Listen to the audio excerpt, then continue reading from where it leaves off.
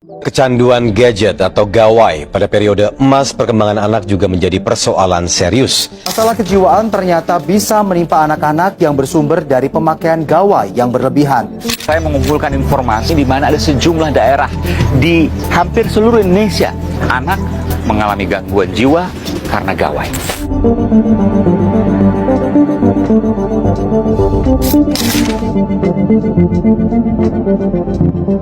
Saya kasih waktu itu gadget rusak, nggak nyala teman-teman. Dalam hitungan menit saya cabut, dia nggak terlepas dari gadget itu. Gadget itu saya ambil, itu masih gini dengan fokus mata di tangan. Saya menemui Viko, bocah yang mengalami gejala kecanduan gadget hingga matanya rusak. Perubahan juga terjadi pada kognitif bocah 9 tahun ini yang semakin malas hingga sulit berkomunikasi. Seusia dengan Viko, sang ibu terpaksa membawa Farhan menjalani terapi anak kecanduan game.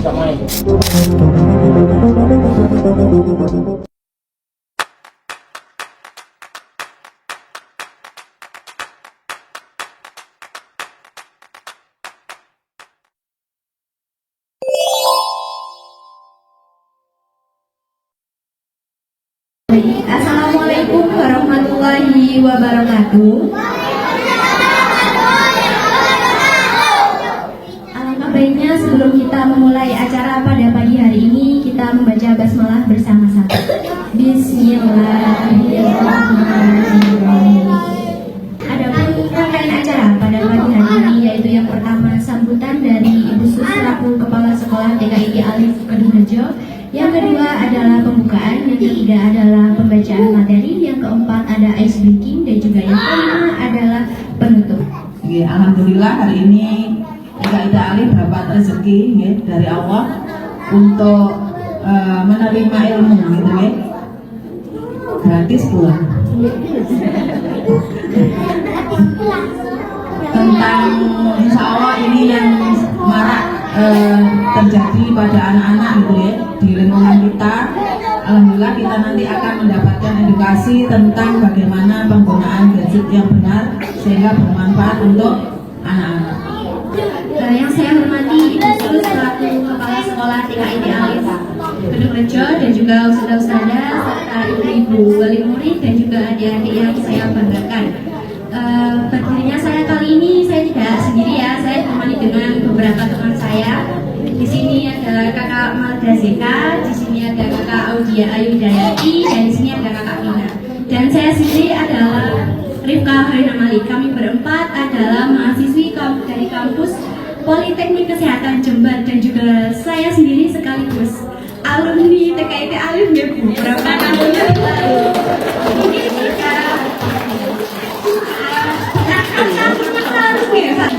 belasan tahun yang lalu. Jadi, kenapa anak usia dini tidak disarankan untuk berlama-lama bermain gadget? Kecenderungan gadget yang berlebihan dapat menjadikan anak usia dini mempunyai sikap yang tidak peduli sama sekali dengan semua hal yang ada di sekelilingnya, baik lingkungan keluarga maupun teman sebaya. Misalnya nih, ibu-ibu sekalian lagi manggil anaknya, kebetulan anaknya lagi pegang HP. Nak, sini nak. Anaknya langsung berdiri apa masih duduk sama HP-nya? Nah, itu adalah salah satu contoh anak sudah tidak peduli lagi dengan lingkungan keluarganya. Jadi di sini itu ada peran orang tua. Peran orang tua ini sangat penting ya. Maka penting bagi orang tua untuk membimbing dan menasehati anak dalam menggunakan gadget secara sehat dengan aturan waktu yang sesuai. Jadi kita itu bisa menerapkan jadwal ya ibu-ibu. Kalau di sini jam berapa Ustazah masuknya? Adik-adik. Jam 7:30 pulangnya jam 11. Misalnya adik-adik diajari bangun pagi, melaksanakan sholat subuh, lalu siap-siap bersekolah. Usahakan ketika bangun itu jangan langsung bermain HP karena itu hal yang buruk ya. Jadi usahakan ketika anak bangun dibiasakan untuk membersihkan kamar tidurnya, melakukan hal-hal yang positif dan usahakan tidak memegang HP. Misalnya jam 8 ya, jam 7:30 hingga jam 11 anak bersekolah, pulang sekolah jangan diberi HP tapi digunakan untuk beristirahat. Karena pada usia adik-adik ini usia 5 sampai 6 tahun. Usia 4 sampai 6 tahun ini membutuhkan waktu waktu istirahat yang cukup untuk masa pertumbuhannya. Selanjutnya ada dampak negatif penggunaan gadget pada anak. Terdapat 3 jenis dampak negatif, yaitu yang pertama dampak fisik, yaitu masalah penglihatan. Paparan layar yang lama dapat menyebabkan kelelahan mata, sakit kepala, dan kerusakan pada mata anak seperti rabun dini. Ayo adik-adik, siapa di sini yang sukanya main HP sambil tiduran? Itu mau pakai kacamata kayak gitu. Masih kecil sudah pakai kacamata. Jangan ya, dikurangi ya. Yang kedua ada dampak psikologis, kecemasan. Ketergantungan pada gadget dapat menimbulkan kecemasan saat anak tidak dapat mengaksesnya. Jadi kalau misal di rumah wifi-nya lagi gangguan, anaknya tantrum apa boten? Ya, ngamuk-ngamuk itu gangguan kecemasan ya. Jadi kalau misal anak sudah terbiasa pakai gadget, sudah pakai HP, habis itu wifi-nya hilang, atau itu nggak bisa mengakses YouTube, mengakses hal-hal yang dia suka, biasanya anak itu marah. Entah itu HP-nya dibanting atau marah ke orang tuanya. Jadi itu merupakan salah satu dampak psikologisnya. Dan yang ketiga ada dampak sosial, isolasi sosial, yaitu anak yang kecanduan gadget cenderung menarik diri dari interaksi sosial di lingkungan sekitarnya. Biasanya anak itu kalau lagi nggak pegang HP, mojok, melamun, menyendiri. Nah, ini ada beberapa tips untuk mengurangi penggunaan gadget pada anak. Yang pertama, penggunaan gadget tidak boleh mandiri. Usahakan didampingi dan dipantau orang tua. Namun kan kita sebagai bunda-bunda pastinya punya kegiatan rumah tangga, gitu. Pastinya kita juga sibuk dengan kegiatan rumah tangga sendiri. Mana yang belum cuci-cuci, mana yang belum memasak, dan lain-lain. Nah, usahakan kalau kita mempunyai waktu luang, kita lakukan tips yang pertama. Jika tidak, kita bisa mengalihkan tips yang kedua, yaitu mengatur beberapa aplikasi yang hanya boleh digunakan anak. Jadi kita itu bisa menginstal aplikasi YouTube Kids. YouTube Kids ini isinya hanya untuk anak-anak saja. Karena tujuan dari tips yang pertama ini agar kita bisa memantau, oh ini konten yang benar-benar pantas untuk anak, oh ini konten yang tidak cocok untuk anak usia adik-adik sekarang. Jadi kita bisa menggunakan tips yang kedua, yaitu menginstal YouTube Kids dan juga bisa menginstal aplikasi-aplikasi yang sesuai dengan umurnya.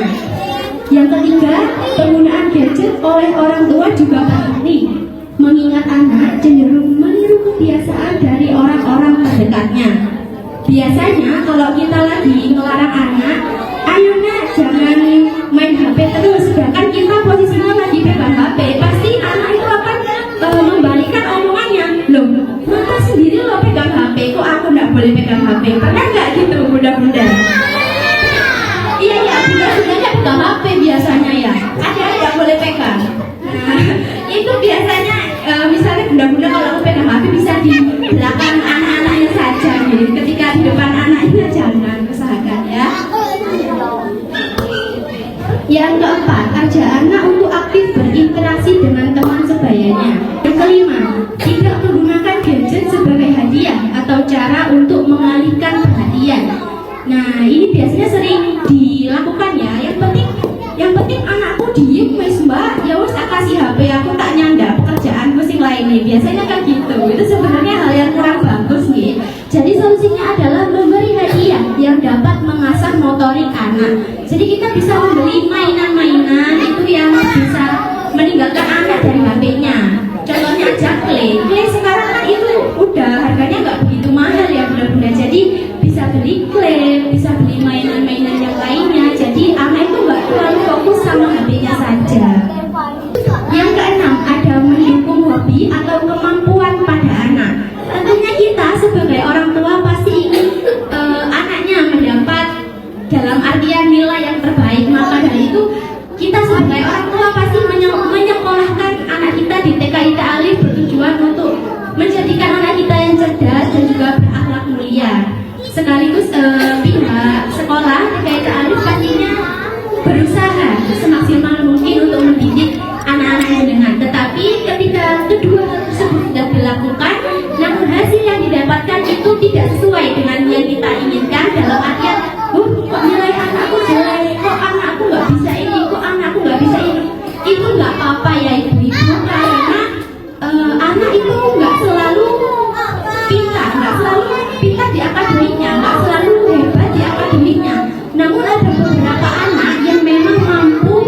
di non akademik seperti hobinya. Jadi kita harus mengenali anak kita. Oh, anak saya sukanya ini, anak saya sukanya ini. Jadi kita sebagai orang tua itu harusnya mendukung hobi anak kita. Misal hobi anak kita menari, ya sudah kita ikutkan dia les menari. Hobi anak kita berolahraga, ya sudah kita dukung, kita leskan dia berenang atau berlari dan sebagainya. Jadi kita itu nggak boleh menuntut anak kayak kamu loh nilainya harus gini, kamu nilainya harus gini.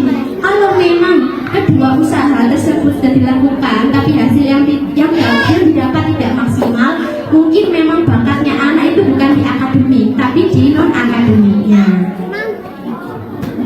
Yang ketujuh yaitu luangkan waktu khusus atau quality time bersama keluarga tanpa melibatkan gadget. Nah, hal ini selain bisa meluangkan waktu tanpa gadget, kita juga bisa mempererat tali keluarga antara ayah, ibu dengan anak. Baik, mungkin itu saja yang bisa saya sampaikan. Mungkin sebentar lagi ada materi kedua yaitu materi tentang obat. Ini bermanfaat buat ibu-ibunya kalau obat ini. Ada yang tahu antibiotik itu apa? Iya benar. Tapi antibiotik adalah obat yang digunakan untuk mengatasi bakteri yang penggunaan obatnya harus dihabiskan. Resistensi itu apa? Nah, resistensi antibiotik itu adalah kebal terhadap efek antibiotik. Jadi antibiotiknya itu tidak bekerja secara maksimal. Di sini ada diagnosa yang akurat. Pastikan antibiotik yang digunakan untuk infeksi bakteri, bukan virus atau jamur, karena antibiotik itu hanya untuk mengatasi infeksi bakteri. Kamanda, aku mau tanya dong. Tadi kan ada poin yang bilang jangan menyimpan antibiotik ya. Kalau misalnya obat sirup itu boleh disimpan sampai kapan sih? Aku pengen tahu. Kalau untuk sirup setelah dibuka itu biasanya hanya bertahan selama 6 bulan saja, Karika. Di kulkas. Jadi setelah 6 bulan itu sudah nggak boleh dikonsumsi lagi ya, meskipun expirednya masih tahun depan. Mungkin itu karena obatnya masih bekerja, tapi tidak semaksimal yang awal ya. Kalau misalnya tetes mata itu Pak, kan obatnya kecil banget itu bertahannya berapa lama sih? Jadi untuk tetes mata itu hanya bertahan selama 1 bulan setelah dibuka ibu. Karena ditakutkan partikel-partikel bakteri atau virus-virus lain yang masuk ke dalam obat tetes tersebut seperti itu, dan tidak bekerja secara maksimal ke mata kita. Baik, mungkin dari bunda-bunda sekalian, dari Ustazah, apa ada yang ditanyakan mengenai obat atau ini khusus? Super tetra, kemudian dibuka itu ya kapsulnya yang ditaburkan. Nah itu apakah benar apa gimana atau ada efek yang lain? Atau kadang diminum? Terima kasih, saya ingin menjawab. Untuk super tetra sendiri itu obat oral ya, atau biasanya obat diminum. Jadi obat super tetra ini tidak dianjurkan untuk ditaruh di luar karena memang penggunaannya memang obat oral. Obat hanya diminum saja.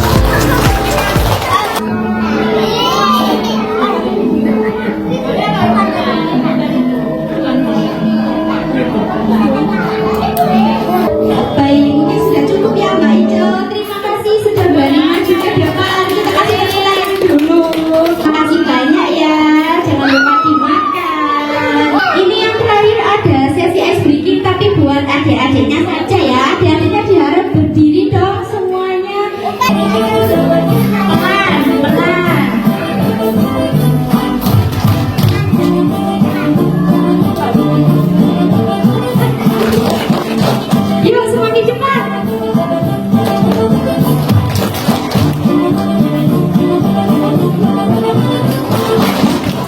Yeay, sudah selesai. Terima kasih adik-adik, boleh duduk kembali yang ini.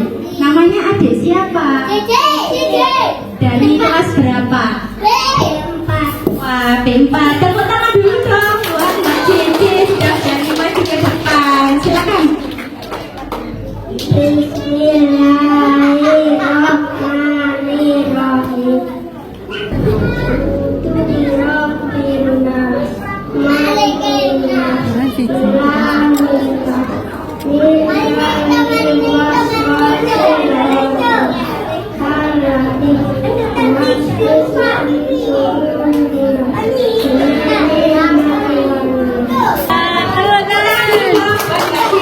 Terima kasih ya sudah berani maju ke depan nih. Terima kasih ya sudah berani maju ke depan.